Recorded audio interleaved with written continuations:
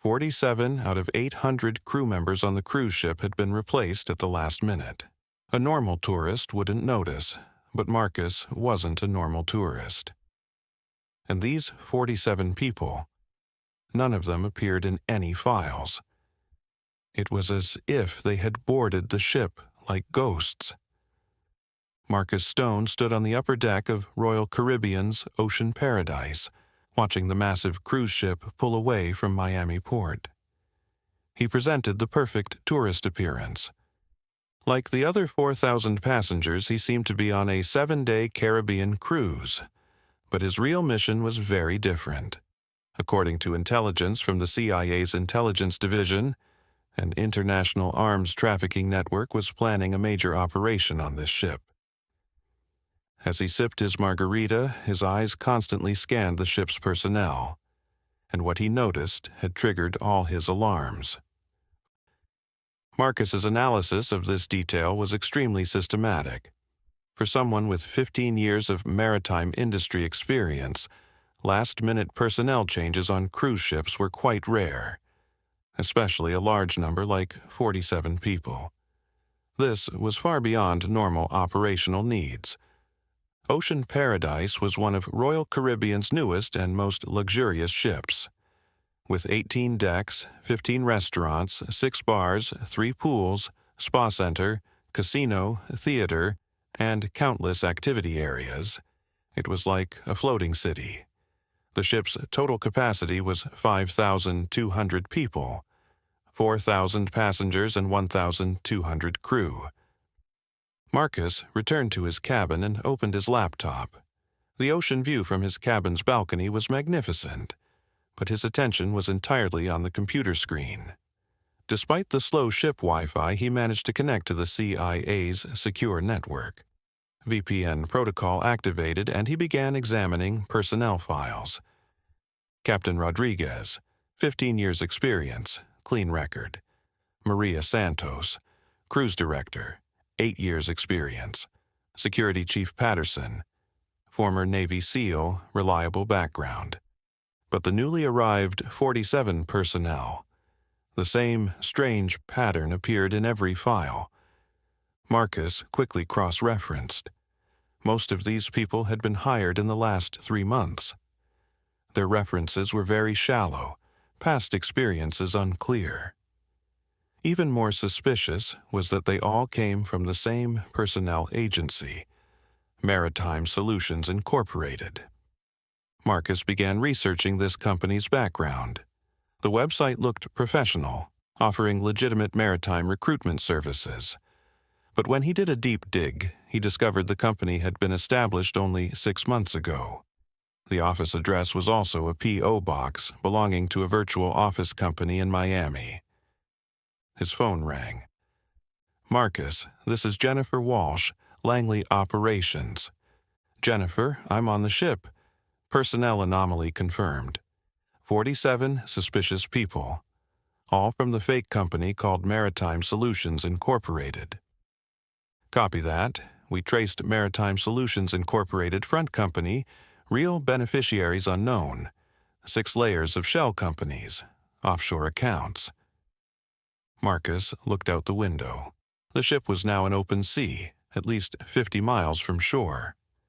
The Florida coastline appeared as a small line on the horizon. Who are these people? What do they want? Not clear yet, but in communications we're monitoring from SIGINT. They mentioned something called Cargo A. There's special cargo on this ship, Marcus. Something not visible in the manifest.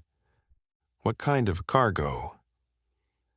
Preliminary intelligence suggests biological materials, but the kind that would pose a national security threat if it reaches the U.S.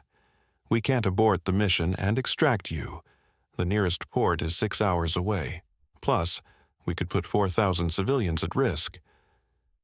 Marcus's muscles tensed. In open sea, with 4,000 innocent tourists, facing 47 people of unknown identity. Is backup coming? Coast Guard, 4 hours away. USS Hampton submarine, 6 hours. You stay in surveillance mode for now. Engagement rules. Observe and report only. Jennifer, if there's a biological threat, I know, Marcus, but premature action could compromise the entire operation. Just observe. The line went dead. Marcus looked in the mirror and checked his appearance. Marcus Stone, retired software engineer from San Francisco. Divorced, no kids, early retirement thanks to tech stock options. Perfect backstory, perfect documentation.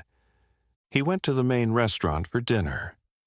The grand dining room on Deck 7, with a capacity of 2,000, was the ship's largest dining hall.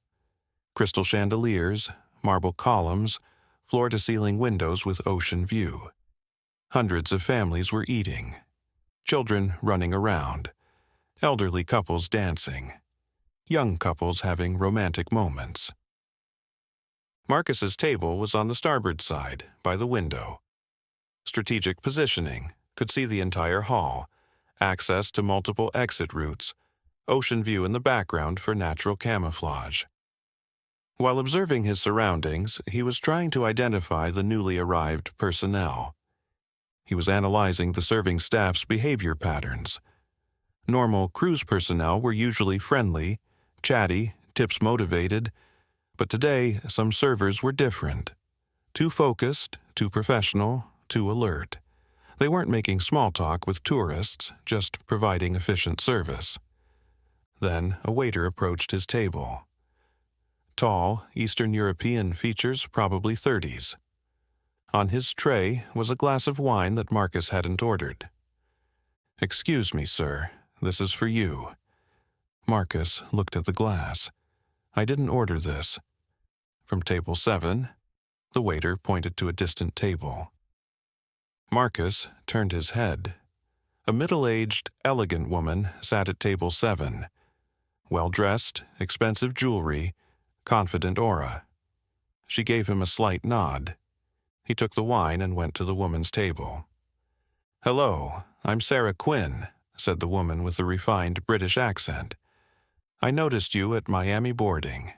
Traveling solo?" Marcus Stone. "Yes, just needed some alone time. I understand completely. Solo travel can be quite liberating." The conversation seemed normal, but Marcus was reading the woman's micro-expressions. Slight tension around eyes, controlled breathing, strategic hand positioning. This wasn't normal cruise flirtation. "What business are you in, Sarah?" "Import-export, pharmaceuticals mostly, yourself." "Retired software engineer, just enjoying life now." Sarah smiled, but her eyes were analyzing Marcus. "How wonderful. Do you follow ship activities closely?" Odd question. Activities? Shows, tours, behind-the-scenes operations.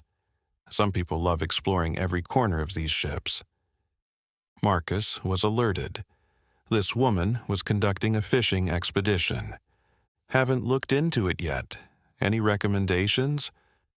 "Lower decks are fascinating, especially cargo operations. Restricted areas, of course, but the logistics are impressive." Marcus slowly set his wine glass on the table. This woman was definitely not a normal tourist. "Cargo operations? Why interesting?" "I'm curious about supply chain management. Thousands of tons of food, fuel, equipment, all coordinated precisely." "Too technical for me. I prefer poolside relaxation." Sarah's eyes briefly hardened. "Of course. Perhaps we'll chat again, Marcus."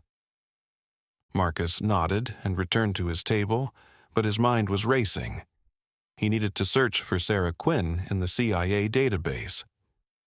After finishing his meal, he returned to his cabin and immediately opened his laptop. Sarah Quinn name search, no results. He uploaded her photo to facial recognition. Advanced biometric analysis, cross-referenced with international databases. 3 minutes later, the result arrived. Dr. Elena Kozlova, Russian Federal Security Service, FSB, specialization, chemical weapons and biological materials. Status: active field operative. Marcus's blood went cold. A Russian FSB agent was on the cruise with Sarah Quinn identity, and her mention of cargo operations was no coincidence. He immediately called Jennifer. Jennifer, major escalation. Russian FSB operative on board. Elena Kozlova using Sarah Quinn identity. Jesus Christ, Marcus. This just became international incident potential. What's her play? Mentioned cargo operations specifically, definitely connected to Cargo A. Marcus, we need the ship's manifest. Try to hack the cruise line systems. Find out what special cargo they're carrying. Marcus immediately started penetrating Royal Caribbean's network.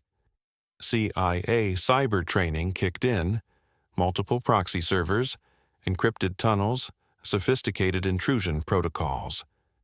25 minutes later, breakthrough achieved. Ship manifest accessed.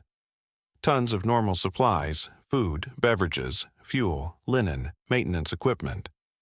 But one item was attention-grabbing. Container 47A, medical supplies. Cold chain required. Special authorization. Origin, Biotechnology Research Institute, Prague. Medical supplies requiring cold chain transport in a special container. This was definitely not normal. Czech Republic origin was also suspicious. Marcus traced the container's location. Lower deck, Cargo Bay 3, Section C. The time showed 11:30 p.m. Ship settling into night routine. Most passengers in cabins, some in casinos and bars. Perfect time for reconnaissance. Marcus changed his attire. Dark clothing, soft-soled shoes, minimal equipment. Tourist appearance abandoned. Operational mode activated. He put a compact Glock 19, mini camera device, electronic lockpick, and communication scrambler in his pocket. He carefully navigated the corridors, descending to the lower decks.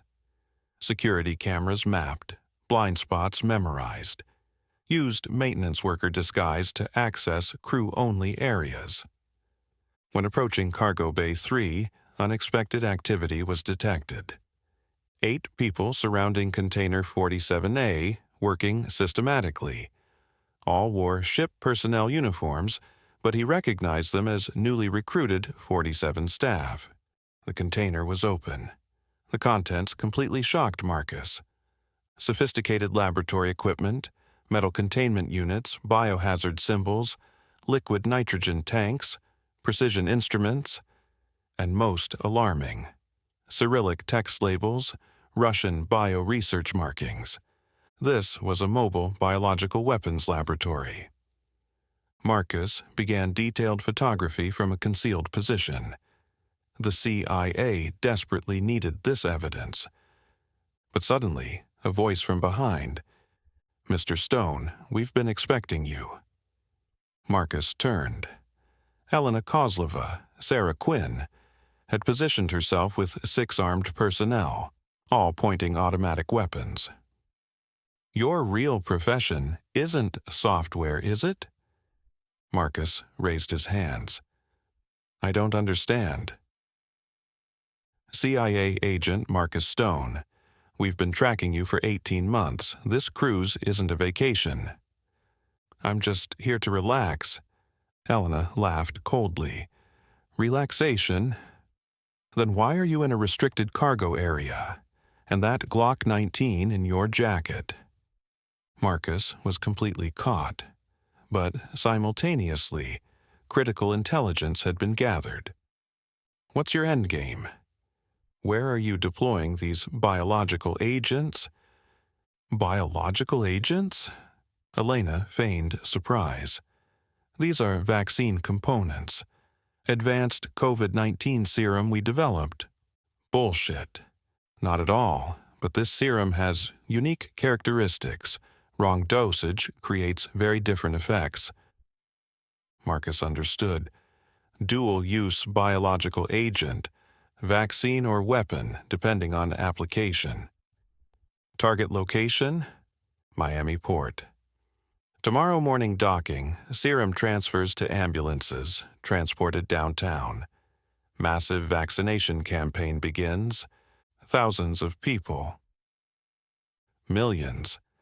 Miami starting point, spreading throughout Florida, then entire eastern seaboard. Marcus evaluated his options.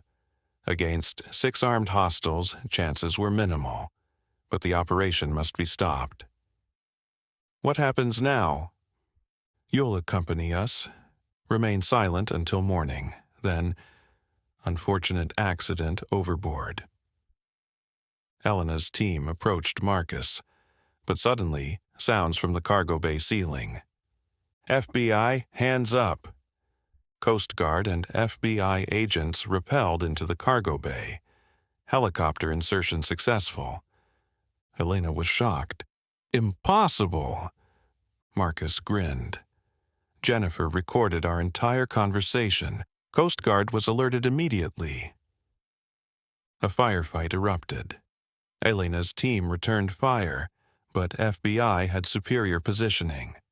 Marcus used the chaos, tackled Elena. Both crashed to the deck. "This plan will never work," Marcus shouted. Too late. Serum already prepared. Multiple ships involved. Marcus's blood froze. Not a single ship operation. Coordinated multi-vector attack. FBI agents systematically neutralized Elena's team. The lead agent approached Marcus. "Agent Stone, glad you're alive. Biological material secured." "Agent Johnson, this is just the beginning." Elena mentioned multiple ships. "Aware. Coast Guard checking all Caribbean cruise vessels. International Maritime Alert issued." Marcus examined the container contents. "How dangerous is this stuff?" "Laboratory analysis required, but preliminary tests show legitimate vaccine components. However, they've been modified." "How modified?" "Genetic code altered. Creates different reactions in specific DNA sequences." Marcus comprehended. Ethnic-specific biological weapon, targeting particular genetic profiles. "What's the target demographic?" "Preliminary analysis suggests Slavic DNA targeting." "What? Russians targeting their own ethnicity?" "Negative, reverse psychology. If the weapon harms Slavic populations, blame deflects to non-Russian actors." The time was 4:30 a.m. Ship still 3 hours from Miami. FBI and Coast Guard were coordinating a comprehensive operation. Marcus ascended to the deck. Ocean sunrise beginning, spectacular colors across the horizon. 4,000 passengers still sleeping, unaware of the crisis. His phone rang. Jennifer calling. "Marcus, exceptional work. Elena talking extensively. 5 additional ships identified with identical operations." "Can we stop them?" "Coast Guard intercepted all vessels. Crisis contained." "Is this ethnic-specific weapon actually functional?" "Laboratory preliminary report indicates extreme danger. But you prevented deployment." Marcus gazed at the ocean. Sun rising, beautiful Caribbean morning emerging. "Jennifer, how do we handle the cover story? 4,000 witnesses." "Official narrative, food poisoning investigation, FDA health inspection, passengers remain unaware.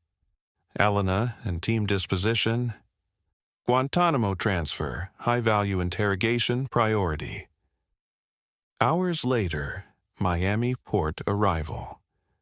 Marcus collected his luggage, disembarked with other passengers. Nobody knew he had spent the night preventing biological warfare affecting millions. Jennifer was waiting at the port. "Ready for the next assignment?" Marcus laughed. "Attempted vacation, ended up stopping international bio-terrorism. A normal vacation sounds good. Sorry, Marcus, terrorists don't take vacations. Marcus checked his phone. New message. Next operation. Las Vegas casino infiltration.